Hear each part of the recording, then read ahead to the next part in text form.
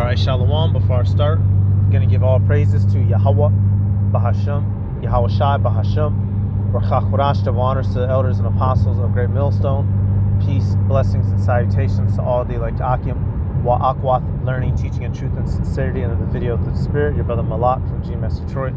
Hey, something I just wanted to, make mention of, something I found interesting. You had Roy Jones Jr., right, one of the greatest ever to do it in boxing. He recently was given back, or not given back, he recently was given a gold medal that, realistically speaking, he was supposed to have earned back in the Olympics, right? So Roy Jones Jr., he was whooping this dude's ass when he was in the Olympics. For those who don't know, Olympic-style boxing is different from regular, professional boxing.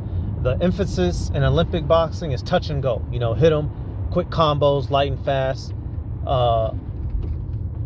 Hit and not get hit. Regular boxing, right? It's more promoted. Knock their ass out. So dudes would be in the pocket. They'll be exchanging punches, right?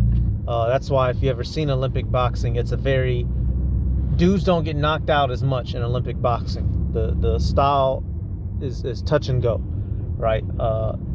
And arguably, if you make it to the Olympics for boxing, you're some of the best in the world. So to get robbed of a victory in that can potentially overthrow your career. And Roy Jones Jr., in his earlier years, he beat the man, right? He beat the man. But they gave the award to the other man, obviously, right? This is America, racism, right? All that good stuff. We know that so-called Negroes are oftentimes discriminated against, especially in sporting events. We saw recently that white woman get up in that tennis sister's face, if y'all remember that, right? Floyd also went through something similar. Floyd's only loss, where he was crying he was crying ugly butt face naked, right? That's what I meant to say. Tears, crying. Nevertheless, Roy went on to have a successful career. He got this medal back. And the whole point of this video, y'all, it don't mean nothing. So what they gave you, the little medal that they were supposed to give you 20-some years ago. This is not your kingdom. This is not your rest, y'all. What part of it don't you get? You will never get your due justice here. They're always going to do us wrong. They're always going to lie. They're always going to steal. They're always going to cheat us. Even if you won, even if you earned it, even if you did right, they still going to do you wrong. Why? Because we're the Israelites. And in this, we are in a cursed state from our power. And those curses can't be removed by money. They can't be removed by your status changing. They can't even be removed by you, getting you a white woman, right? They're always going to do us wrong. So let this play. Damn it. What's up, brother? How you doing? 36 fucking years from 1988 Olympics. Holy shit. So good to see you again. What's up, brother? How you feeling? You good? Wow. 나 36년 동안 당신을 이기기 위해서 기다렸어. My dad said he's wait 36 years. Wow. So good to see you, my brother. Wow. Was to get in the ring. My brother. He got something for you. 이거는 저 88년 서울올림픽 금메달입니다. It's the 88 Olympic 88년도 서울에서 내 홈에서 이 금메달을 가져갔습니다. 근데 지금은 내가 잘못된 걸 알고 지금 로이 존스 주니어의 홈에서 내가 이 메달을 He won the gold.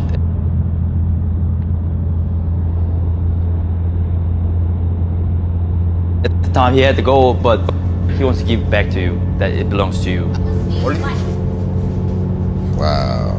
So, he was robbed of this, right? You clearly watched the fight. Roy was whooping him. Just like with Floyd's fight, right? Floyd clearly won. And if I remember correctly, this happened to Shakur Stevenson as well, right? This is a very known thing that happens in the Olympics, y'all.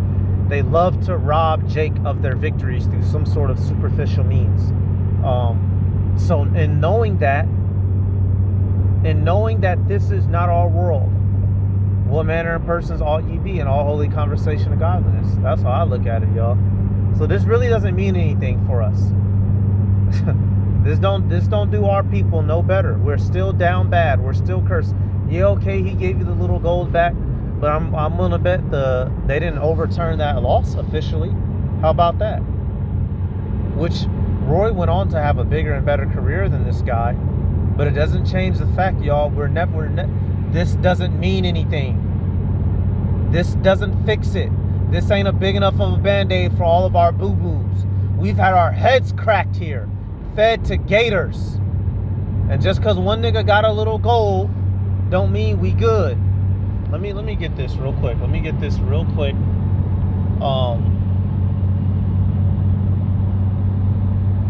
Let me get this real quick out of Ecclesiastes, y'all. Ecclesiastes 7:7. Surely oppression maketh a wise man mad, but and a gift destroyeth the heart. So the oppression that we go through, you know, it's supposed to make you mad, and mad, like, it makes you incensed because you know that the treatment that we're suffering is wrong. But when you put that gift in front of a nigga's eyes, it shuts their mouth, y'all. It stops them from caring, and it abates the courage, and it puts them in a spirit of forsaking their people and the plight and the tribulations, and only caring about themselves. And I'm not directly accusing Roy in this instance of forsaking his people, but we know, you have to sell out to a degree to make it to that height. Nevertheless, because you got people in the comments cheering. I enjoy seeing Roy display his humanity in a way that, man, this don't mean shit for us. This don't do shit for us. And if you expect it, if this warms your heart, then that goes to show you still trust in Babylon and in Egypt. And you don't know what's up yet. What's up, brother? Back to you, that it belongs to you. Wow. I'll go melt that and get some money. Fuck that metal.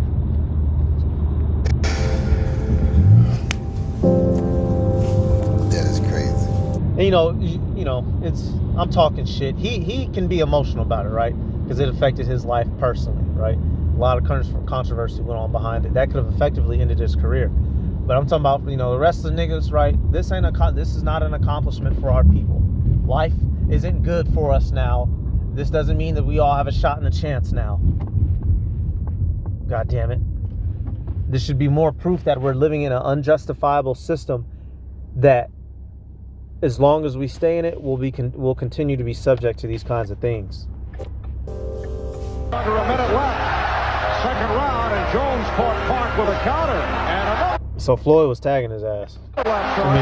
Excuse me, Roy. the crowd reacted to the right by Park that grazed Jones. Standing eight. Yes, a standing eight. We're live from Seoul, Korea. We'll stay here between rounds as you can count down round number 2. Again, Jones. So it's very competitive, right? It's very competitive. But Roy is, he's on the end of the exchanges. He's doing just enough to take them. Yet they scored against him. Why? Because they don't like us, y'all. Park. Leave your calling card and take off. Right there. Ooh, that was an emphatic calling card. He had Park staggered. I don't know what they're waiting for. That's not a standing 8. I don't know what is. But not much there for Park Si-Han. Oh, that hook was so hard, Leone just about took a... Hey, Roy was so fast, he didn't even have to throw the jab. They called him Captain Hook. He would throw his hooks the way that everybody else, you have to throw your jab because you a bum. But Roy was so fast, he didn't even bother with his jab most of the time. He just put that hook on you. Full step in to stop it. Roy Jones building up a tremendous lead and should be 15 seconds away from the goal. It is all. So Roy was clearly outstriking the man. Roy Jones and Park Si-Han will be back with the decision. If he doesn't win the goal off this, then I think there's something rotten in Korea, because that is absolutely one of the most dominant things I've seen. In the blue corner. There it is. Woo! So you see that robbery, right? This is a common thing. Many of Jake have gone through this, and not just in sports, and all of the arenas of life. You know, Jake could come up with an invention and it gets taken. You know, the couple of niggas that work corporate, here it is, you'll be doing this, outshining that, getting all kinds of sales revenue, and they give the promotion to some weak ass Tom, right? This is how our people get done here. It will constantly be a stream of injustices, corruption, and straight up being cheated, right? But what do you expect? This is not our kingdom. So are you going to accept that and forsake this place in your heart and focus on the kingdom? Or are you going to continue to strive for the things of this world like a motherfucking fool, an uphill battle? You'd have to be an absolute dummy. And most of our people are dummies. We still waiting on that 40 acres and a mule. And I got a clip on that, as a matter of fact. Because certain Jakes, a couple of them did get that 40 acres and that mule. And what happened? Got it snatched right back. I keep quoting it, so I'm going to grab it. This is, come on, y'all. Come on, y'all. I keep quoting it, so I got to grab it. But that's the main scripture that's really, you know, burning in my head with this situation. Micah 2:10, arise ye and depart, for this is not your rest, because it is polluted, it shall destroy you even with a sore destruction. This is not the place where we will be loved, where we will have fair equality and justice, where we will have peace. It's the exact opposite. We will be lied upon, cheated, gotten over on. This is our captivity. We were not sitting here to enjoy ourselves. We were sent here to suffer, and these heathen, every step of the way, will take advantage of us. Who are you trying to kid? It's time to what? It's time to all that work that our people want to put in to gain, benefit in the world. They need to be doing it for Yahweh Bahashim Yahweh Shai. Hosea 10 and 12. What time is it, y'all? Sow in righteousness, reap in mercy, break up your fallow ground.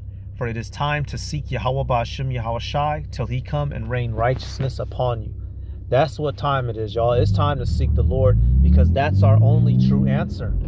Otherwise, we would perpetually be in a state of being disadvantaged, disenfranchised, and just treated like dog piss and shit. Keep it real. In 1996 Olympics, the 19-year-old... You know what? Let me start with this one. Ugly face crying. Floyd, it's a tough decision from my vantage point. Let me get your comment on the scoring. I feel I won the fight. Yeah, when you look at Todorov, a three-time world champion, do you feel like he got some consideration from the judging? He can't even talk. All the shit Floyd be talking. This was the one time he ain't have nothing to say. All he had was tears. Younger Floyd, he was a little bit different from older Floyd. You had Pretty Boy Floyd, then you had Money Mayweather. Money Mayweather's a scumbag cocksucker, right? He's always been I don't want to say the term arrogant. When he was young, he was confident in his capabilities. But he right here, he didn't have nothing to say. That smart mouth wasn't working this time. And this, they do things like this to us to discourage us, to break us down. And Jake still shines through all the pitfalls. I understand how emotional you are right now, Floyd, with your family. He couldn't even finish the interview because y'all, you got to put yourself in those shoes for a second. For all they know, this is the end of their entire career. To lose your Olympic, that's hey, right? You've been training since you were a kid. You're doing this, right? You're trying to get your family out of poverty. That's most Jake's story, right? You make it all the way to the Olympics. If you can get that gold, you'll be set for life. Even if you don't, which the gold, they don't get paid buku amounts of money for winning that gold anyway. But to have that on your record, that's basically a guaranteed setup.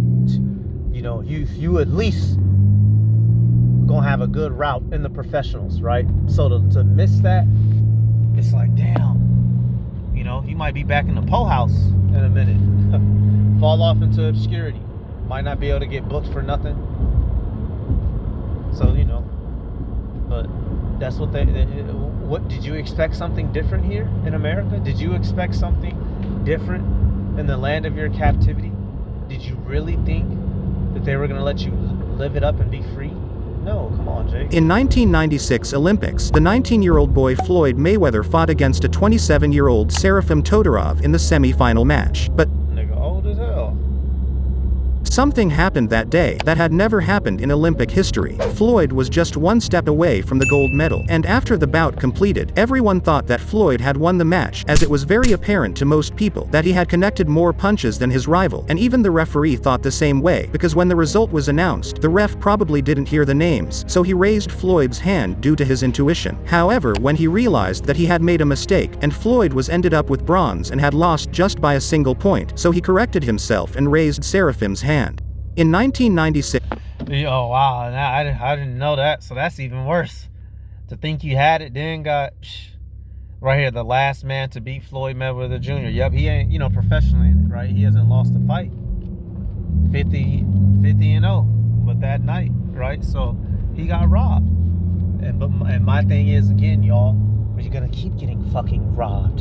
You're going to keep getting did wrong. Why? Because this is the land of our captivities.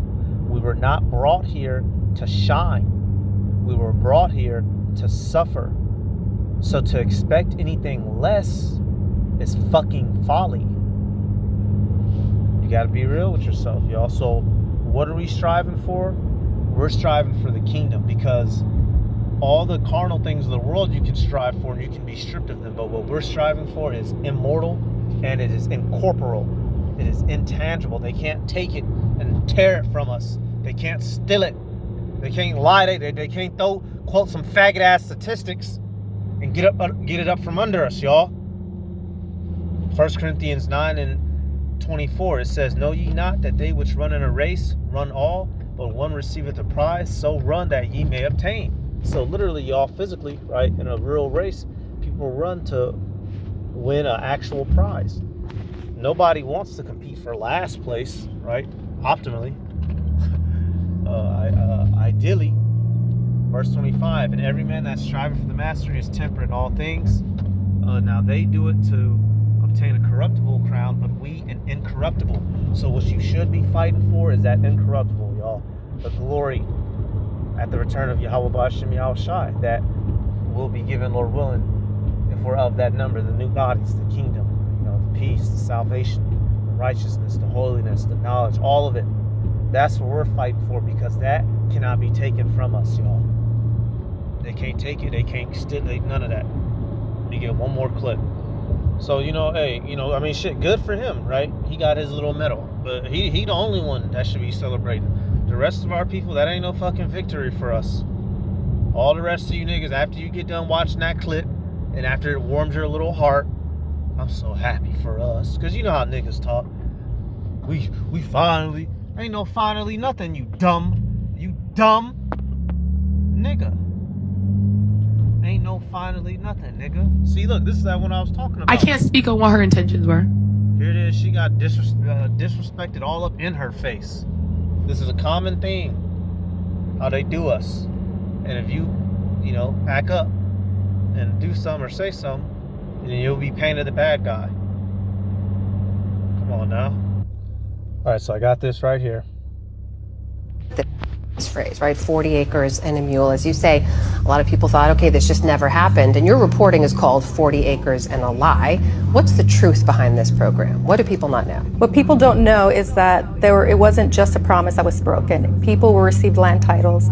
We found more than 1,250 people who got land titles, men and women. They picked out their plots of land, mostly on the plantations where they were enslaved. Actually, not everyone got 40 acres, which is another misconception. It was up to 40 acres. And then people were living there, they were planting their crops, they were selling them in Savannah. Some of them formed governments, elected a sheriff. They were living their lives, and they lived there for up to a year and a half before they were kicked off. Damn it. All right, Salaki, y'all. A lot of folks have heard this phrase, right? 40 acres and a mule. As you say, a lot of people thought, okay, this just never happened. And your reporting is called 40 Acres and a Lie. What's the truth behind this program? What do people not know? What people don't know is that it wasn't just a promise that was broken. People received land titles. We found more than 1,250 people who got land titles, men and women. They picked out I'm sorry, y'all, but I can't tell if she's just a light-skinned nigga woman or Edomite. I'm sorry, you know. God damn, Jake. their plots of land, mostly on the plantations where they were enslaved. Actually, not everyone got 40 acres, which is another misconception. It was up to 40 acres. And then people were living there, they were planting their crops, they were selling them in Savannah. Some of them formed governments, they elected a sheriff. They were living their lives, and they lived there for like up to a year and a half before they were kicked off. How did they get kicked off the land that the government gave them? Basically, what the fuck do you think? because Lincoln was assassinated. I mean, they had promised this land, they gave land titles, the government said, this is yours, you deserve it, you're going to keep it, but Congress needed to make those titles permanent. They had a majority in Congress who were willing to do it, but Andrew Johnson, he was the vice president, he was a white supremacist. He sided with the planters who wanted their land back, and he vetoed every effort to make those land titles permanent. You did a little more research to talk about the value of the land. This is an important part of your reporting here. 1 4-acre lot that you identified in Jacksonville, Florida, based on a sale last year, that it would today 40 acres would be worth $2.5 million there. It's not just the land that was lost here in your reporting. Tell me about what else you found. Yeah, well, just that generational wealth that wasn't passed on. You know, this 40 acres land was all the coast. It's like expensive coastal real estate. We found gated communities, golf courses, and restaurants, incredibly valuable lands. This is wealth that was not passed on, and that's kind of what we're trying to show was the impact. This is not a history lesson only, it's the impact on people who are alive today. A lot of folks. Yep. So this is the common theme, y'all. This is the common theme. Do you think it's gonna change? Can the Ethiopian? Oh, oh! Wait a minute. I'm just gonna go grab it. y'all. I'm just gonna go grab it. Oh my goodness. I was about to spoil that scripture. I'll just go grab it, man. They're not ever gonna do right by us. Never. Jeremiah 13. And 23, can the Ethiopian change his skin, or the leopard his spots? Then may ye also do good that are accustomed to do evil. And the answer is no. These folk have been evil, they gonna do evil, they've been treating us evil, they're gonna keep treating us evil. That's how it is dealing with them. So to continue to trust in this world, you'd be a damn fool, y'all. So we need to set our eyes on the kingdom where they can't strip us of gold, where they can't lie, steal, sign some paperwork, and strip us of our land, y'all. Come on, Matthew 6:19, oldie goodie. Lay not up for yourselves treasures upon earth, where moth and rust doth corrupt, and where thieves break through and steal. But lay up for yourselves treasure in heaven, where neither moth nor rust doth corrupt, and where thieves do not break through and steal. For where your treasure is, there will your heart be also. So we need to put our focus on the kingdom with what they can't take from us, not on the things of this world where they can and will and do perpetually. So that's it, y'all. I'm going to give all praises to Yahweh, Bahashem, Yahweh Shai, Bahashem, Rachak double honors to the elders and apostles of Great Millstone. Peace, blessings, and salutations to all the elect Akim, Akwat, learning and teaching in truth and sincerity. Shalom.